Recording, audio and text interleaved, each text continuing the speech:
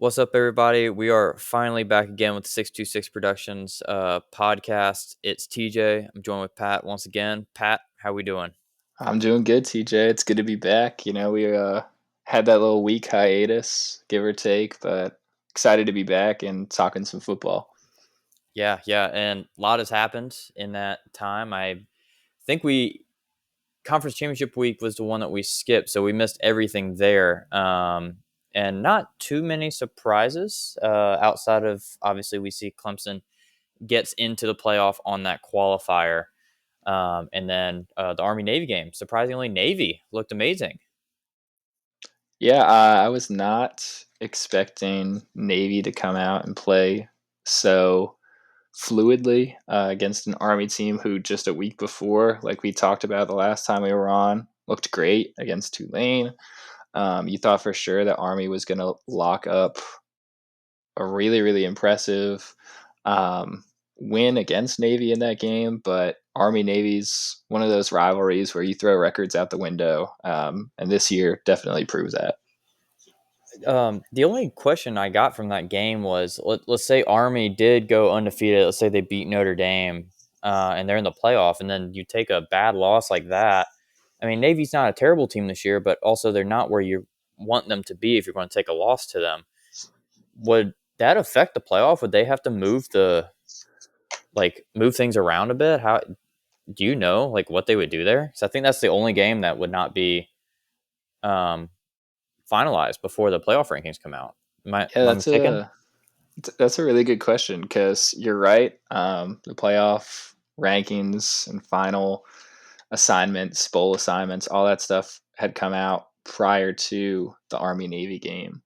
And I don't know if we had seen an undefeated Army with a conference championship under its belt, maybe sneak in ahead of Boise State. I don't know what the committee would have done. I don't know. Could they go back and replace Army with Boise State um, in a revised rankings or something like that? But that's a really good question. Yeah, Hopefully, we don't have to find out at any point because that would create more chaos than we already have. But yeah, no kidding. It would be very, pre BCS era esque football because it's like, all right, before the conference championship, before the last game of the year, you're going to the Orange Bowl, but you could take two losses before you get there. So, we'll see what happens.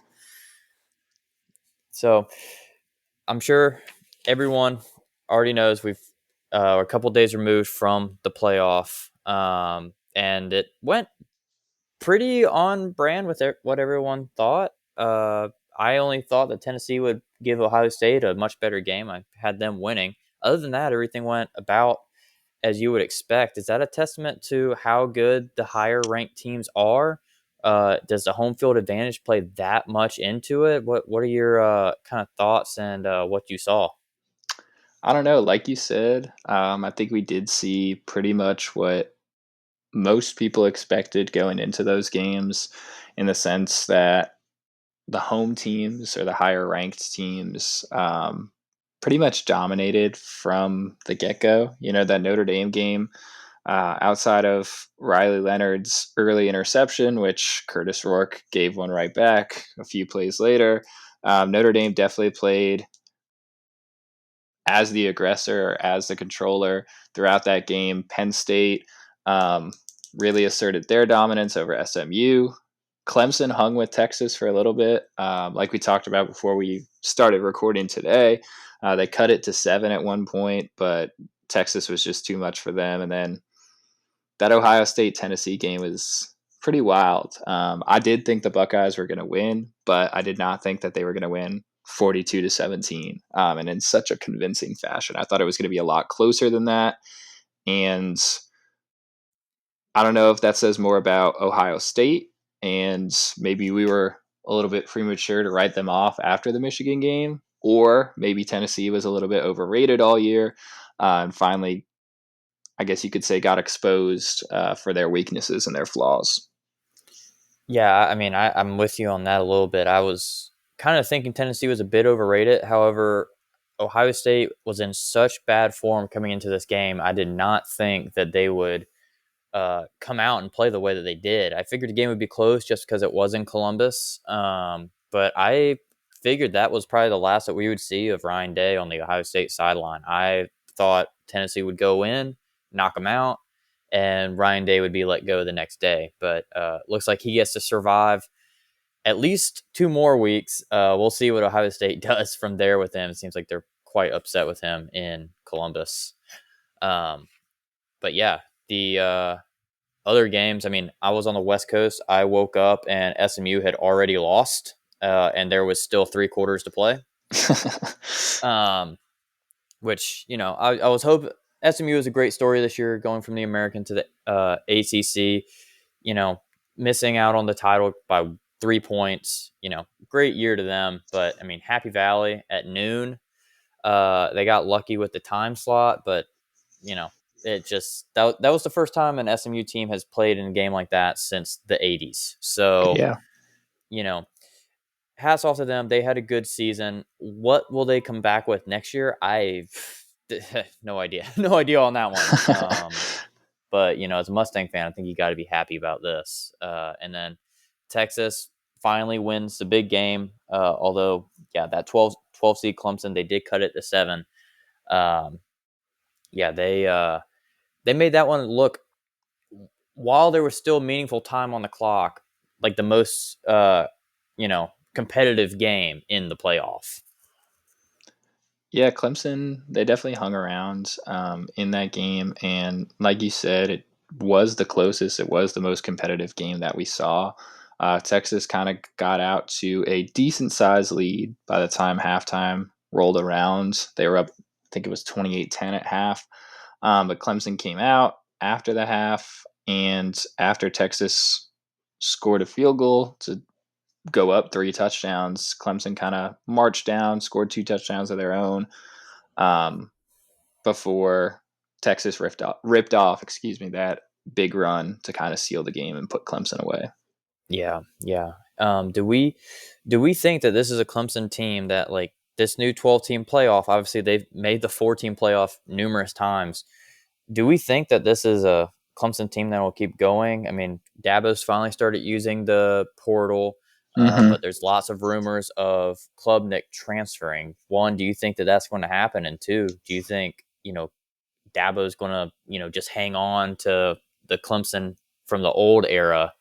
I mean, because now the ACC's got a couple teams. SMU, if they can keep going, Miami should have been there, and whatever Georgia Tech and Syracuse are doing. So I mean, they have a little bit more competition these days. Yeah, the ACC is definitely getting a little bit deeper than we saw it in past years. Like you mentioned, Miami was better this year. I won't say back yet. I think we throw around that term a little bit too loosely in college football, but the U is back on that right trajectory, we'll say. SMU was a great story this year. Syracuse was a decent team this year. Florida State obviously was abysmal, but with their resources and NIL, they could realistically come back and compete. Maybe not next year, but in the near future. So I think Clemson and the ACC in general are in an interesting position, where I think some years the ACC is only going to be a one bid league, like we saw with the Big 12 this year. But other years, I think you'll see. I don't think you'll see a scenario where like the SEC or the Big Ten got 3+ teams in this year. I don't think you're going to see that with the ACC, but I think realistically they could be a 2 bid league, if I'll say the committee, and AP voters, because both sort of looked at the Big 12 as the weakest conference this year. If they continue that idea, I think the ACC will be all right, and I think Clemson will be all right in terms of playoff contention. You mentioned Klubnik. I think it's interesting with him that after the game, they asked him about his Clemson future, and he sort of avoided the question a little bit. He didn't directly say, I'm coming back. He didn't directly say, I'm not coming back. So I think it'll be interesting to see how that plays out. Obviously, if Dabo loses his starting quarterback, who's played really well for them this season, that's going to be a huge blow to the program, and they might have to start going into the portal with a little bit more frequency than he would like to find Klubnik's replacement and make them competitive immediately again for next year.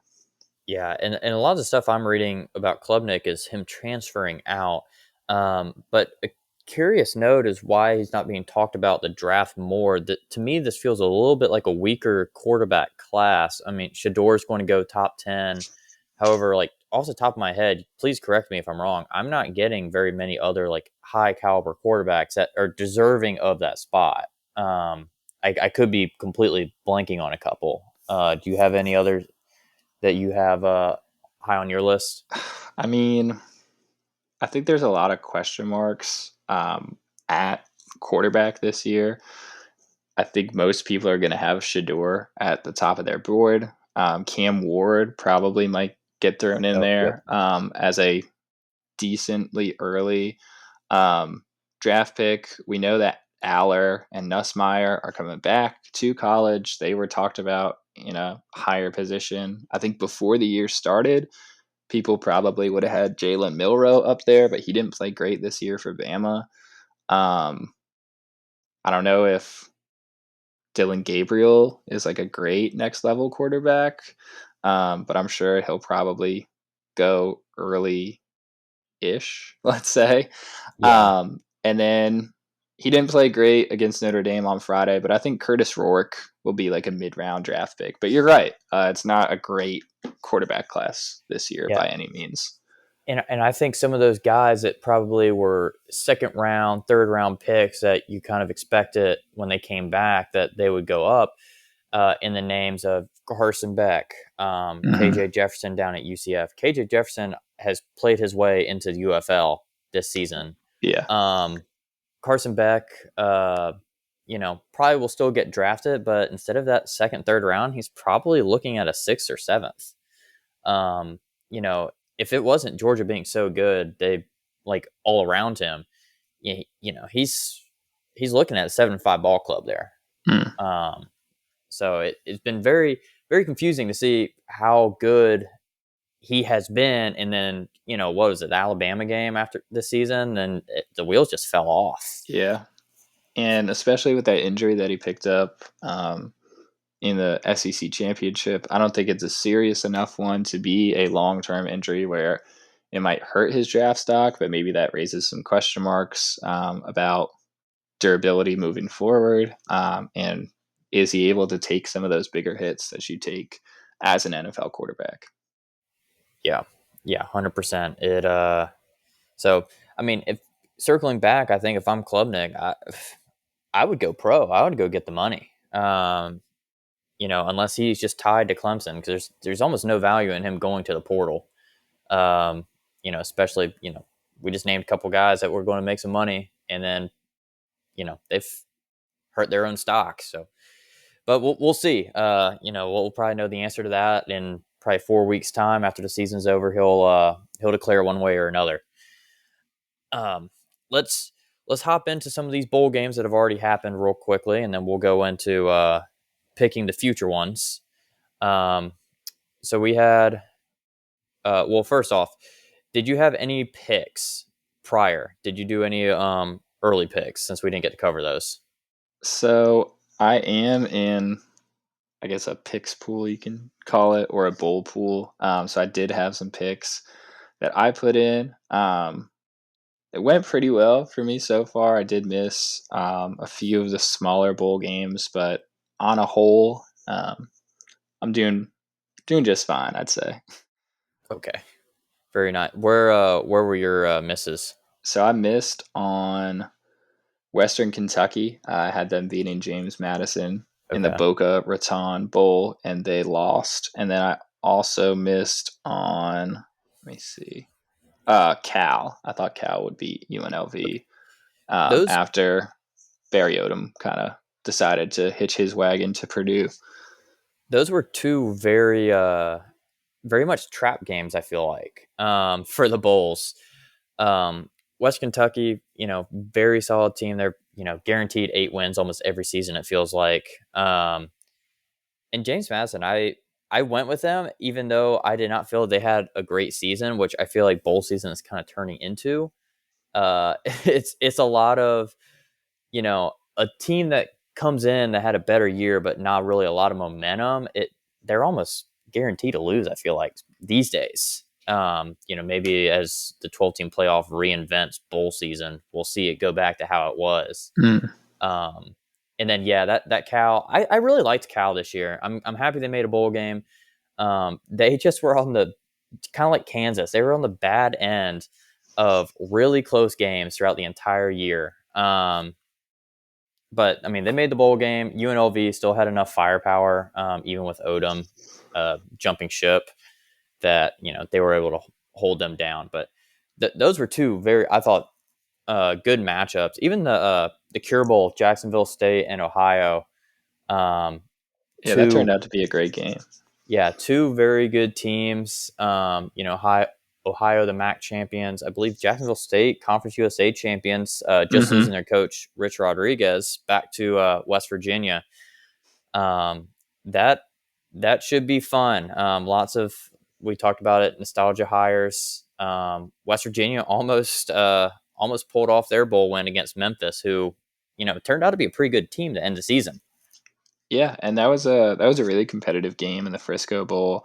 So maybe gives you a preview. Some guys trying to either show their new incoming coach, hey, I deserve some playing time, or maybe they're getting ready to hit the portal, hadn't announced it yet, and trying to audition, I guess you could say, for any prospective suitors. But I thought both teams played really well in that game. Congrats to Memphis for locking down an 11-win season, going 11-2. I'm sure they're kicking themselves for stumbling a little bit in AAC play. Otherwise, who knows? Maybe they could have been competing with Boise this year for that G5 bid.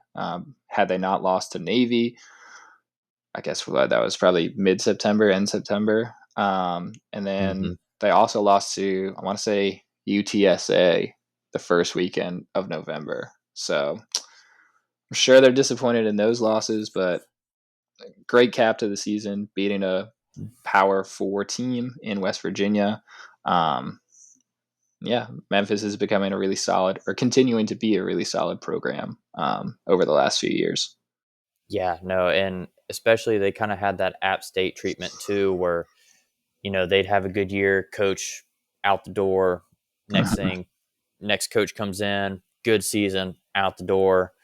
Um, but I think they've been able to hold on. Once again, could be wrong here, but I believe they've been able to hold on to their coach now for a couple of seasons. So you see Memphis start trending back up, and the American Conference is not playing bad football these days. They lost a big chunk of their power programs this past season, and they're picking up right where they let off. I mean, you see Tulane kind of stepping up, Memphis stepping up, um, UTSA newcomer playing pretty good football over there. Um, it's just you have teams at the bottom of the conference like Charlotte that makes you raise an eyebrow at the competitiveness of the conference. Otherwise, I mean, if they kept the original four and all of that, the American Conference would almost look more appealing than what the ACC put on the field week in week out this season. Yeah. Um, but we'll see if that continues and how much more conference realignment hits us in the next couple seasons. So let's move forward to our games coming up. I believe right now is Fresno and Northern Illinois is wrapping up. Do you have a score update on that one? Yeah, I've got that on the TV. I'm kind of watching it out of the corner of my eye as we speak. It looks like it is still 13-13 with about 12-ish, 12 and a half minutes left in the game. So Okay. So Fresno is driving. They've got the ball on the NIU. It looks like 30, 29 or 30. Um, so I don't know. Maybe they're trying to get a field goal, get some points here. They were up um, 13-3 at one point, and NIU came back to tie it up. So we'll have to see how that one ends. yeah, should be interesting. You have Northern Illinois who had the Notre Dame win, and then many letdowns throughout the season after you have something like that. And then Fresno State, I feel like they're kind of coming back into that form of a decade ago where they were good for uh, 10 wins or more and really competing in their conference championship picture. Is Fresno State's also making the jump to the Pac 7.5, right? Yeah, they are. And this year was kind of a bit of a transitional year for Fresno as well. I mean, they still have Mikey Keene at quarterback, who played really well for them last year. But Jeff Tedford, um, in his second stint as coach, because he was there in those years you mentioned where they were kind of a 10-win team, 9, 10 win around that mark. He had come back. He was in his second stint, and he actually left the position in mid-July. So they played this entire year essentially with an interim head coach. Um, and so them being able to make a bowl under those conditions of losing their head coach just a few weeks before the season started is pretty impressive, I think, and shows the type of program that they are and the commitment that those kids have to each other. Yeah, yeah. I mean, Valley is winning football, so it takes a lot to knock them off. And yeah, this season definitely sees that. I missed the head coach as well on that one, but I guess that's what our chief analyst over here is fact checking me. Oh yeah, locked in. So we'll go to tomorrow, Christmas Eve game. Very interesting matchup in the Hawaii Bowl. You have South Florida, San Jose State. San Jose State with kind of a breakout season to me. But once again, what do I know? I am shooting up bricks today. I'm going to be able to put a house together here before too long. And then South Florida, kind of that power vacuum of the American Conference. They're looking to really step themselves up as a program, building a on stadium campus here soon with their Hmm. new funding. But very interesting. They run travel basically across the world to play a football game. San Jose State is going to have a little 6 hour flight. What do you see going on in Hawaii tomorrow? I think that San Jose State is probably going to win tomorrow in that Hawaii Bowl, mostly because I don't think there's a huge gap talent wise between these teams. San Jose State was a really solid G5 team this year. They've got the People's Bolitnikoff winner, I guess we'll call him, in Nick Nash, after he won the Triple Crown this year for wide receivers. Obviously, Travis Hunter was the actual Bolitnikoff winner, but Nick Nash had a great season doing that with two different quarterbacks. San Jose State hung with Washington State at Wazoo earlier this year, showing that they can hang with maybe not necessarily like a deep P5 program, but a decent, excuse me, P4, decent kind of fringe P4 slash, middle of the road AAC team, in what USF brings to the table. And I think that travel difference, yes, I know they get in there a few days before the game and stuff like that, but I think that's going to play a little bit of a role. I think it'll be tight, but I like the Spartans to win this one.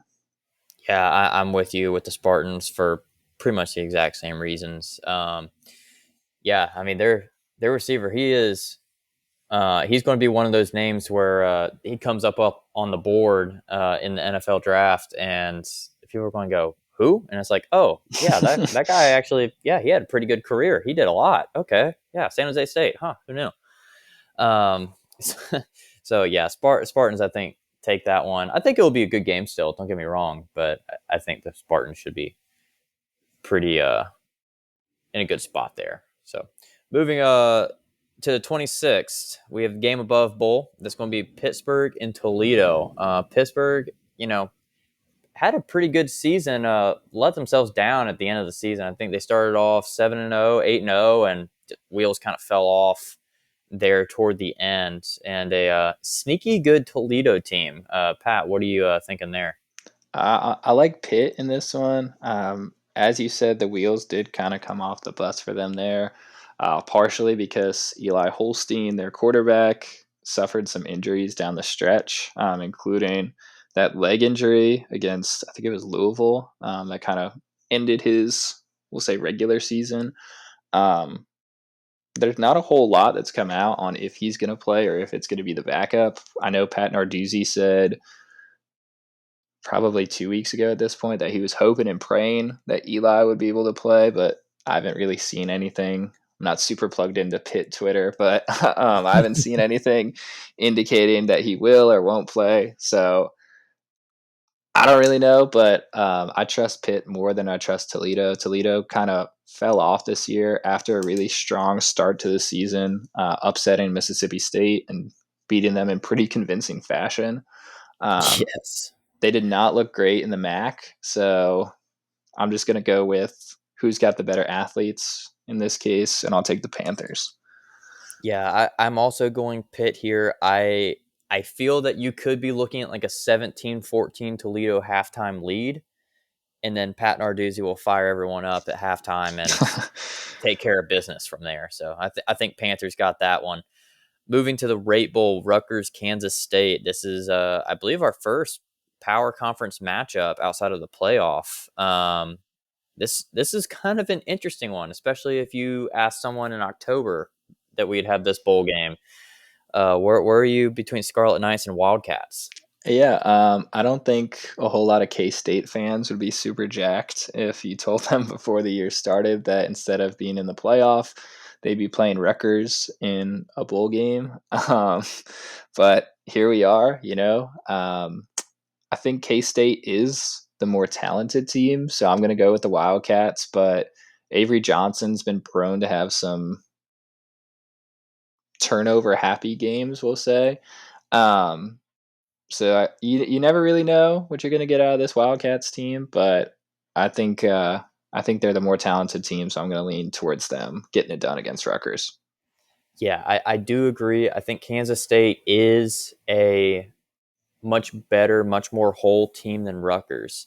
However, uh, Rutgers has shown that they can win some pretty random games this season, and arguably could have won some more.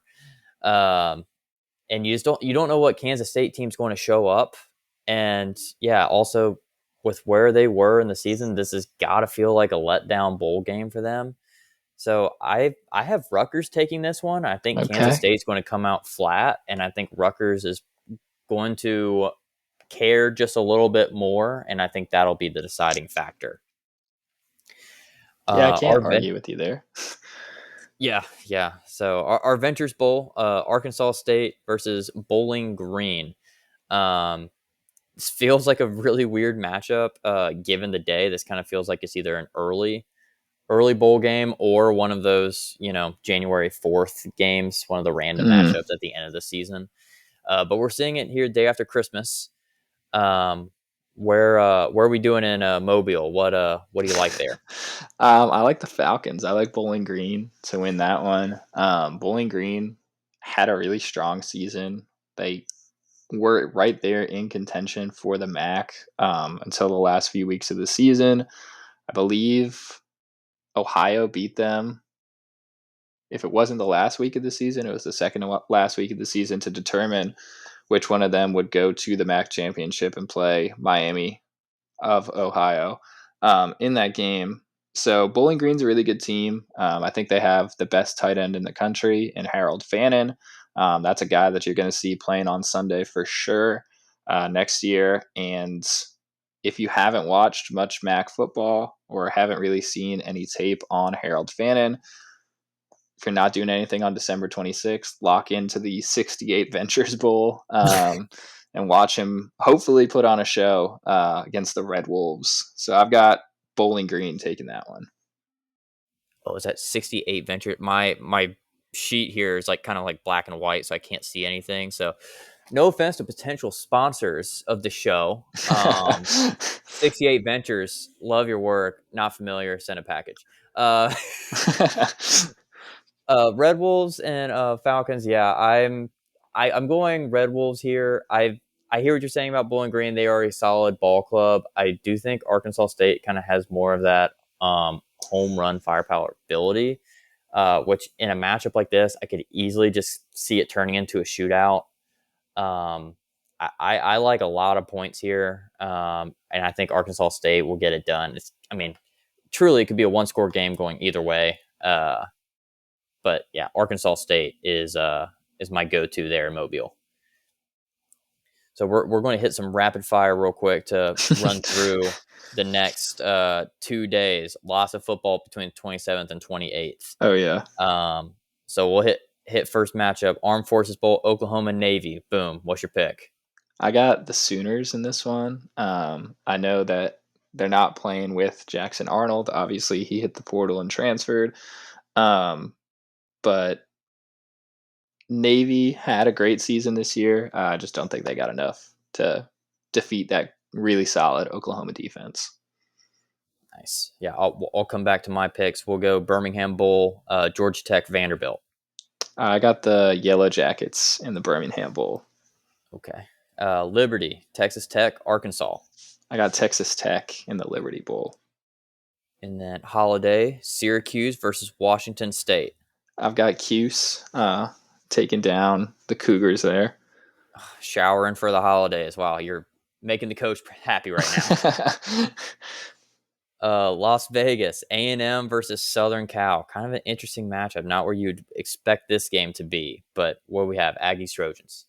Yeah, this one's, I think, going to be a really competitive game. This might be the best one out of all of them in terms of how closely matched or evenly matched the teams are. But I think the Aggies are going to pull this one off and end Mike Elko's first year on a high note. Fenway Bowl, UConn and Bill Belichick's Tar Heels. Give me the Tar Heels. UConn's not a football school. Enough said. And I'll put a pause actually right there. You being a Patriots fan, how does it feel to see Bill Belichick actually wearing Carolina blue? Yeah, it's definitely weird to see him in the college football coaching ranks. And obviously, not with the Patriots now for a few months, but I definitely thought if he didn't find a job in the NFL, he would just kind of stick in that role he's been doing this year as an analyst. I did not think he would move down to the college ranks, but I don't know. UNC definitely wanted media attention with that hire, and they're definitely going to get it. So hopefully for them, it goes smooth. Otherwise, they're going to be criticized nonstop for hiring a guy who's never coached college football in his life. Yeah, it's a pretty interesting deal. 5 years, and I believe this is a coach who's already 72 or 73. Mm-hmm. So they have him going into his upper 70s. Yeah, like you say, a guy who's never coached in college, but is a proven winner. 8 Super Bowl teams he was a part of that he won. Two as a coordinator, six obviously with the Patriots as the head coach.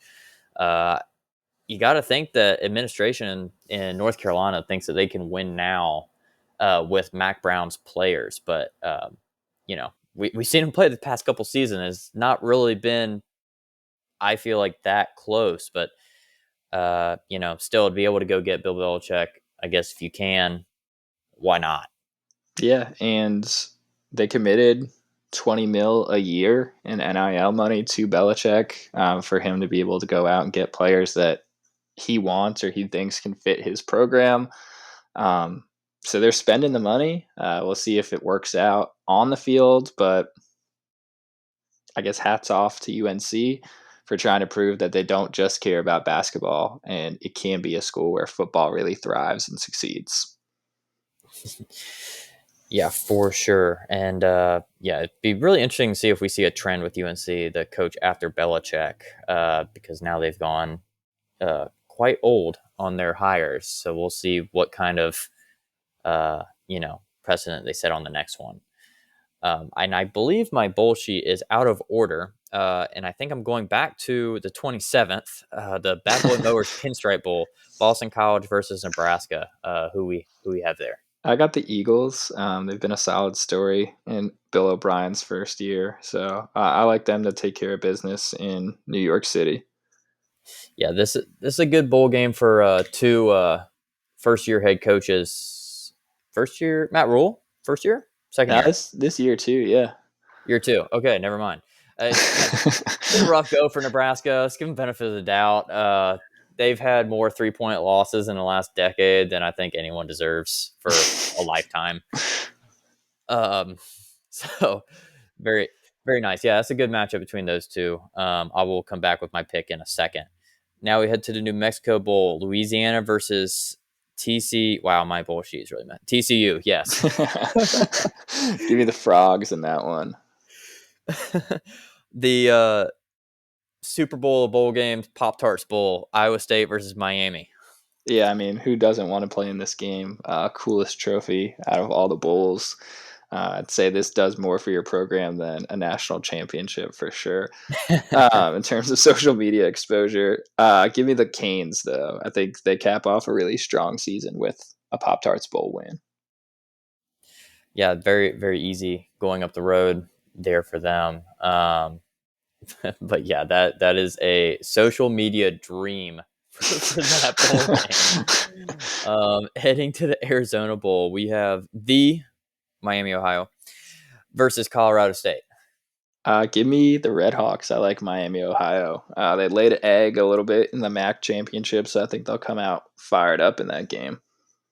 Very nice. Military Bowl, East Carolina versus NC State. Little North Carolina matchup here.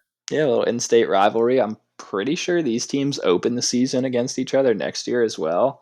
So that's kind of unique. I don't know if we've ever seen that before, where a team, or I guess in recent history, where a team plays in a bowl and then week one next year plays that same team again.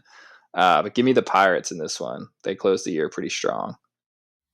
I like that pick a lot. Alamo Bowl, BYU versus Colorado. This is what is this? The Big 12 representing BYU, and then Pac 12 represented Colorado. It's an interesting matchup. Current conference opponents.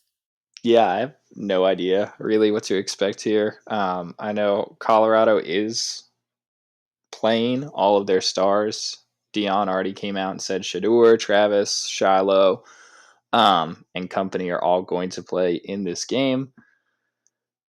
So I probably should pick Colorado, but I'm going to go with the Cougs. Give me BYU. Yeah, this is going into November, both teams had playoff aspirations, and to be meeting each other in the Alamo Bowl, they've both got to feel a bit let down, but both teams also are kind of in the same spot, so should be a nice competitive game there. Independence Bowl, Marshall and oh, just kidding. Sorry, Marshall. It is Army versus. Let me scramble I here. think it's Louisiana Tech. Yes, that sounded right. I five. It's a 5-7 team for sure. I think you are right with Louisiana Tech. Um, yeah, I looked at it a few picks earlier and was like, that's not Marshall. Let me not say that and just drive right into it. Um, yes, Louisiana Tech 5-7 are awarded the bowl game after Marshall had, I believe it was 30 players Hit the declared for the portal portal. after their Yeah. coach left. I mean, this has got to be all signs point to Army, right? Oh, 100%. Yeah, this Louisiana Tech team was not great throughout the year. They beat New Mexico State like barely for one of those 5 wins. Another team that was not great this year. So definitely give me Army in the Independence Bowl. Yeah, I think Louisiana Tech, it'll help them out a lot. They'll get the bowl practice and they'll probably be pretty fired up for the game. We've historically seen 5-7 bowl game teams play pretty well and Mm-hmm. win their games. But usually it's against a much lower quality opponent and typically a 7-5 team, 8-4 team. Yeah. This is an Army team that was in the playoff discussion for a lot of the season. So I will run back real quick, hit you with my picks. All right. Oklahoma Navy. I'm taking Navy. Kind of a shocking win. I'm going to very much play off of the momentum of the Army game, Mm-hmm. and just kind of playing that Oklahoma doesn't want to be their angle, and Navy does. So I'll take the midshipmen. Birmingham Bowl. I like Vandy there. I think both teams. This was very much a toss up for me, and I'm going off of just Vandy's ability to upset teams this season. I think it's another case of Georgia Tech is the better team. However, Vandy's just going to shock the world one final time this season. Liberty Bowl, Texas Tech, Arkansas. I think it's an insult that Arkansas made a bowl game. Uh, that team was so bad this season. They lost games that they had no business losing. even with them having a lesser quality roster this season, and somehow beat Tennessee. Yeah, I don't know. Um, yeah, I got Red Raiders all the way there. I'm with you. Holiday Bowl, Syracuse, Washington State. Washington State was a nice story. Kind of leading that Pac-2 after everything blew up, but I think Syracuse is the hot team and overall just a little bit better, so I'm taking them there. A&M, Southern Cal in the Vegas Bowl. It's got to be A&M. Southern Cal was incredibly underwhelming for me this season. That being said, A&M ended the season on a whimper, so I could easily see Southern Cal coming into that motivated, trying to get that bowl trophy, but I just don't think they even have enough to compete with them. Uh, North Carolina, period. Sorry, Huskies. That's probably not even going to be the closest the game is going to be. Is going to be 5 minutes before opening kickoff. Um, Pinstripe Bowl, Nebraska, BC. I'm taking Matt Rule here. I like the Corn Huskers. I think he's got them going in the right direction. Um, and for that fan base's sake, I hope he does. um, but give me the Corn Huskers there. New Mexico Bowl, Louisiana versus TCU. I'm taking Louisiana. I think that'll be a nice matchup. Louisiana, once again, another team that was in the playoff discussion until the end. They had a bad loss against darn, who was it? It was a very random loss.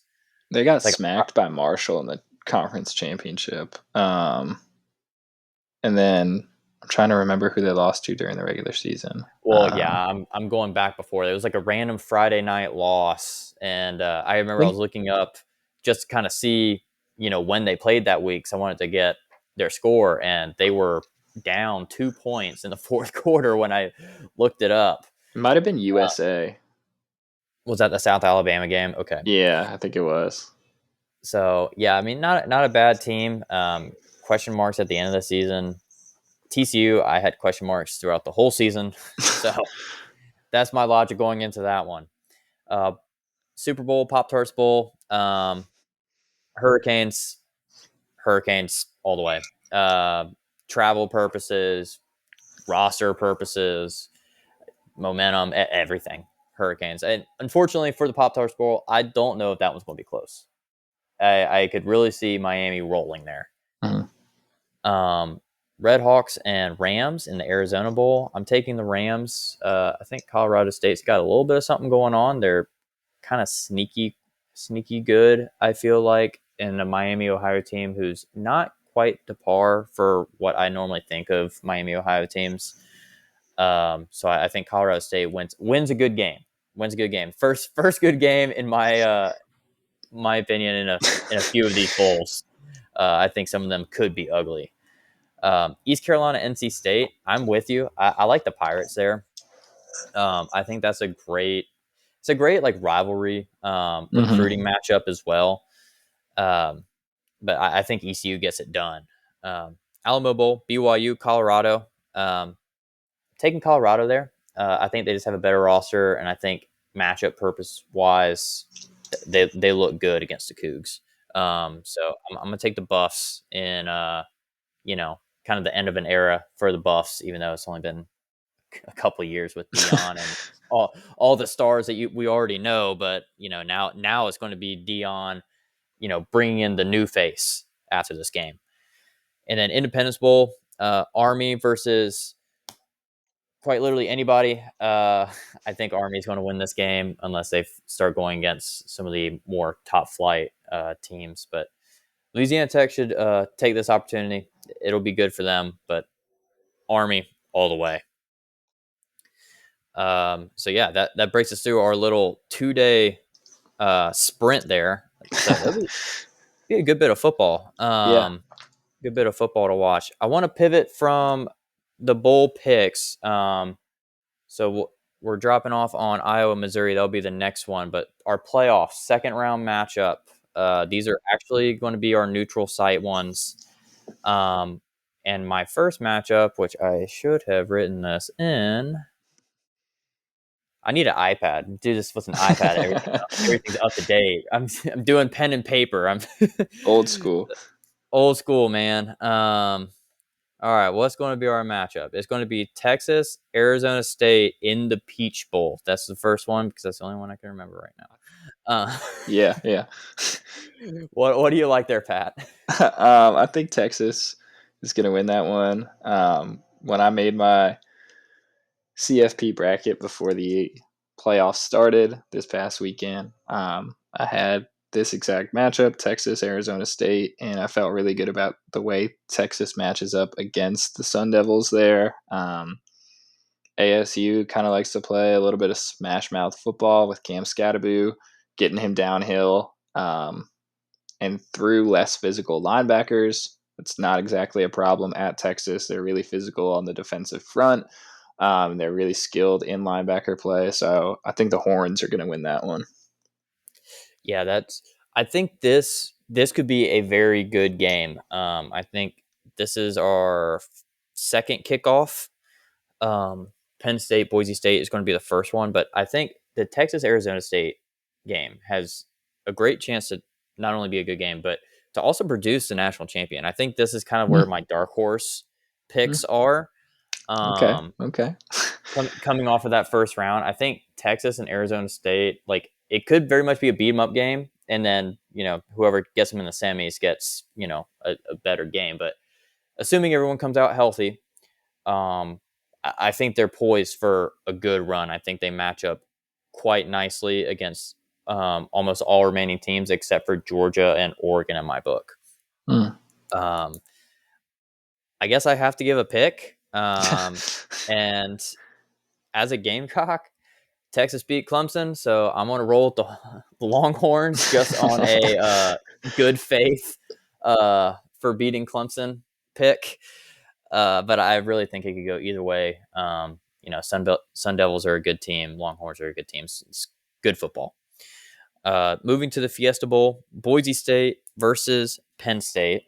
Um, this is an interesting matchup, especially seeing what Penn State just did to SMU. What are your thoughts? Yeah. Boise State's obviously been a great story all year.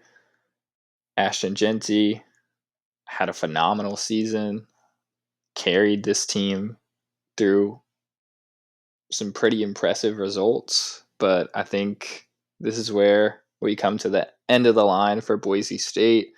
Um, they are a great team. We should celebrate what they did and what they accomplished this year. I don't want this to turn into a scenario like we saw online with Indiana and SMU this past weekend. If they do lose by, let's say, like 17-21 in this game, I don't think they will, but hypothetically, I think we should celebrate good seasons, right? We shouldn't just bash people because we think our team should have been in ahead of them and all that stuff. But I like Penn State here. That's a great defense. I think they're going to force Boise State to throw the ball a little bit more than they normally would. And as we saw this past weekend, Penn State has a really opportunistic defense. And if your quarterback's going to make mistakes, they're going to capitalize on it. So that's why I like the Nittany Lions in this game. Yeah, I I'll give my analysis and my pick here in a second, but I want to circle back to you saying, having your team be in the playoff and me as a Gamecocks going on social media and seeing people talking, uh, not only the Gamecock fan base, but the Crimson Tide and Rebels fan Mm. bases. Those teams went 12-0 this weekend in playoff games Oh, yeah. combined. I don't know if you saw all the stuff going on, but everyone for sure thought that their team should have been in over others, which that happened with the 4 team. It's happened with the 12. You can make this thing, 50 teams, and you're still going to run into a couple of teams that are just left out. And it's, just kind of how it is. Unless you put everyone in, which, why play regular season at that point? Someone's going to get left out. Someone's going to be that fringe team. So it's, but it's just funny. College football fan bases, everyone's passionate. It's the closest thing to European soccer we have, and it's something for sure. So diving into that game, Penn State, Boise State. Penn State looked really good against SMU. There's no denying that. I think Boise State great season. Ashton Genty, one of the best seasons all time as a running back. I just don't think Boise State is going to be able to be balanced enough to fight that Penn State defense to get through it. I think they'll be able to stop Ashton Genty a bit more than a lot of the competition that they saw this season. I have Penn State going through to the next round. I think that they do stop Boise State's offense passing game. Uh, but don't get me wrong. I think this is going to be a close game. I'm not that high on Penn State because we've seen where they, play a couple good games, and then next thing you know, it is a completely different Nittany Lion team. Hmm. So we could be in the middle of that. They played a good game against Oregon. Oregon's just very good. Good game against SMU. Could have a good game against Boise. What are they going to do after that? They have two more games. So we'll see. But Penn State for now, I have going through. Uh, I'll jump to the Sugar Bowl. This is going to be Notre Dame versus Georgia. Thoughts? Yeah, no bias here. I'm gonna say Irish by a million. Um, no, in all seriousness, I think Notre Dame does win this game. I think there's a lot of questions around Georgia this year. They're not the same Georgia team that we've seen the past few seasons. I'd argue that Georgia team last year was much better than the Georgia team this year. They just had the misfortune of losing to Alabama in the SEC championship last year. So I like the Irish in this game. I think Notre Dame looked really solid against Indiana this past weekend. They came out, they dominated both sides of the ball for, I'd say, 58 of those 60 minutes, outside of the two garbage time TDs that Indiana got to make it a little bit closer than it really was. So I really liked seeing that from Notre Dame. Kind of helped reinforce that belief that this is a different team this year under Freeman, that they are more physical, they are ready for those challenges of elite football. And I like the Irish to take care of business, especially if Carson Beck can't go. Yeah. Well, I think if I'm a Georgia fan, I almost want Gunnar Stockton in there more. With how that SEC championship game went, uh, Beck looked pretty bad in that first half, and unfortunately got injured. But Stockton was able to come in and did what he needed to do for the Dogs. I just have been very underwhelmed with Beck's play this season. Um, I think that Stockton could actually be the better option for them. However, I don't know if it matters who's at quarterback for Georgia in this game. I'm very impressed with this Notre Dame team. I wrote them off almost immediately after the Northern Illinois game. I was like, oh, great. This is another quote unquote high power fighting Irish team. And, we're losing to the Huskies. This, doesn't look good, doesn't feel good. Wrote them off immediately. And then slowly but surely started watching them again, started, seeing what they were putting up on a week by week basis. And it wasn't just, proving like they were good, but they were getting better. They were, stronger, more physical, not really what I associate with Notre Dame football. I think more kind of like finesse and then just, Hmm. figure out how to win. But I mean, they're winning and they look really good while winning. I think that this is a Notre Dame team. I don't really think they're winning the national championship this season, but you never know. They could, change my mind after this game, depending on how they come out. But I have them winning, going through to the semifinals. I think Mm, Notre Dame uh, is legit enough for the big game this season. yeah, and kind And of like, oh, sorry, go ahead. oh no, go thoughts on that game? Yeah, I was about to Um, move forward. I was just gonna say, kind of like you said, your winner of the Texas Arizona State game is your kind of dark horse to win the national championship. I don't even have to say, well, I'll say the winner just to cover myself, but I think it's going to be Notre Dame, and I think fairly comfortably, like I'll say 10 to 14 points. Um, I think Notre Dame's got a really good shot at the national championship this year. I like that path. Progressing against Penn State, I think they match up really well there. And then once you get to the national championship, anything can happen. So I think they're a good dark horse team to keep your eye on. And I know their odds are a little bit higher than Georgia, Ohio State, Oregon. So if you're a betting man, and maybe looking to find an underdog to bet on here, I'd take a flyer on Notre Dame.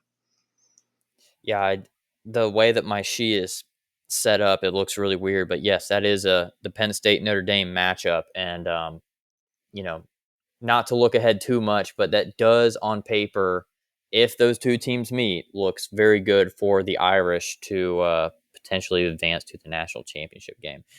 But that is a lot further away than how we are talking right now. Oh yeah, So to come back down to earth, we'll finish up with the Rose Bowl. This is going to be Ohio State and Oregon replaying each other again. They played in Eugene earlier in the season in what was an incredible game, and a lot has happened since then. But here we are, uh, and kind of both teams have the momentum that they could kind of ask for. Oregon being undefeated still, number one seed. Having a pretty favorable trip. And then Ohio State coming off of a much needed blowout victory against Tennessee. They looked rough to end their regular season, but all of a sudden turned it on when they needed to. And now they play against their one of their two losses. yeah.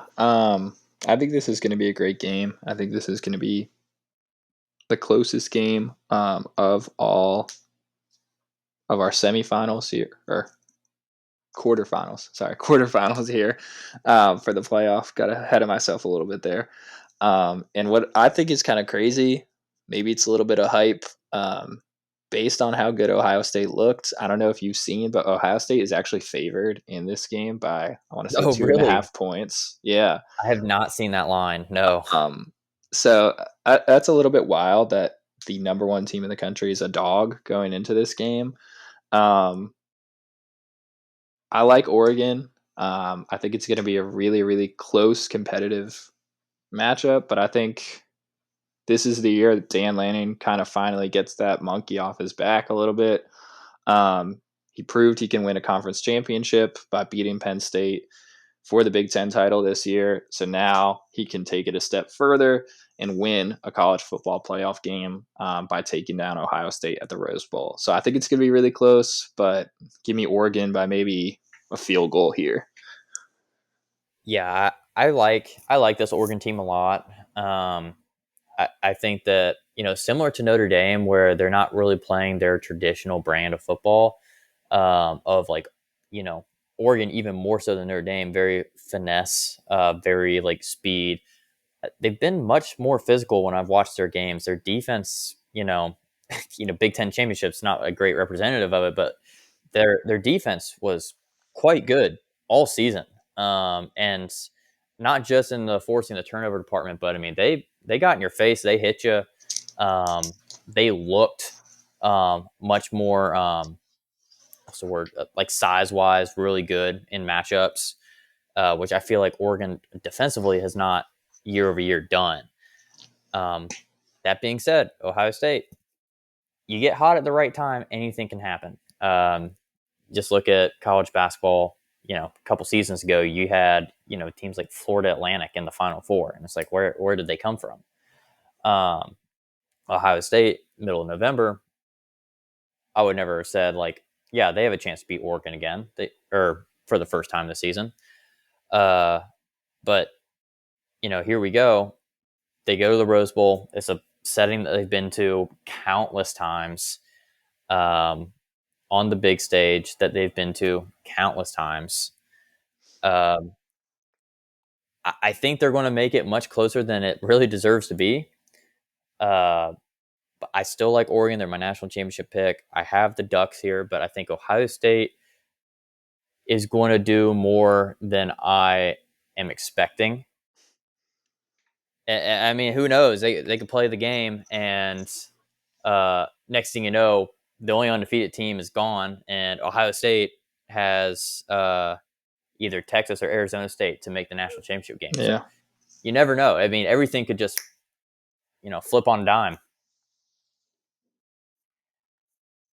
So I think that is everything we have time for today, Pat. We might hop on here in a couple of days to kind of catch back up for the remaining picks, going December 30th on for the regular bowl games. Um, any final words for college football based on the what we've talked about today? I think as a whole, college football is in, I'll say, a really good spot. I know a lot of people probably were not as excited following this weekend's outcome as they hoped to be based on the way the playoff games went.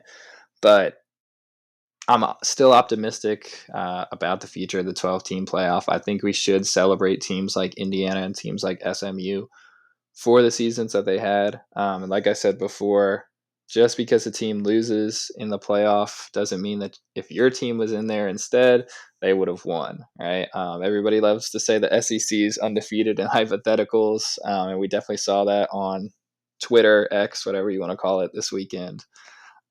So I think we just need to take a step back sometimes as fans and realize, yeah, it sucks. I'm a huge Gamecock fan. It sucked that we didn't make the playoff, but I'm excited about the future of this program. I'm excited to watch us in the Citrus Bowl, and I can still appreciate Indiana and SMU for everything they accomplished this year.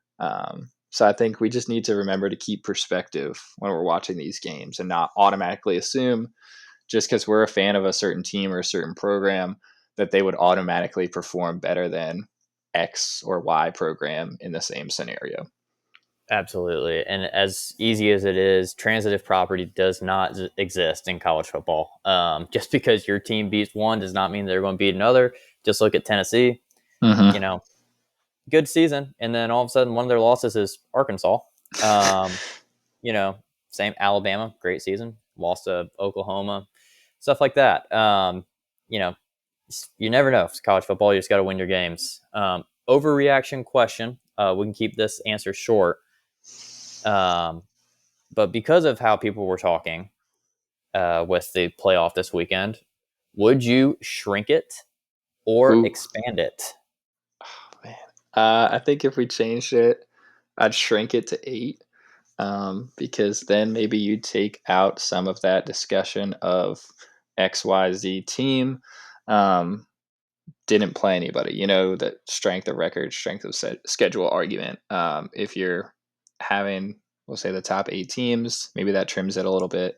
And probably in that scenario, a team like Indiana, a team like SMU, maybe even a team like Clemson doesn't get in. And potentially we see more competitive games. So I'd shrink it. What about you? I actually go the different route here. I go expand it, and I expand it to 20. Oh, Um, wow.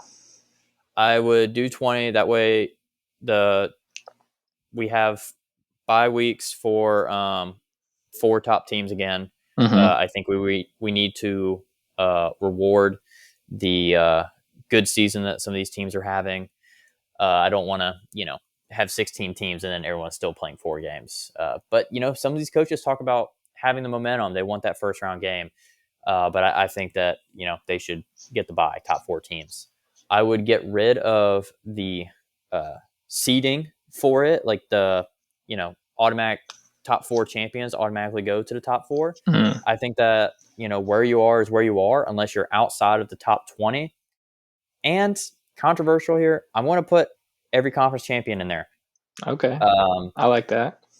it it makes it really interesting there, but I mean, you're still looking at the 12 teams, and it gives schools that for scheduling purposes wise or just media attention wise are not getting the looks.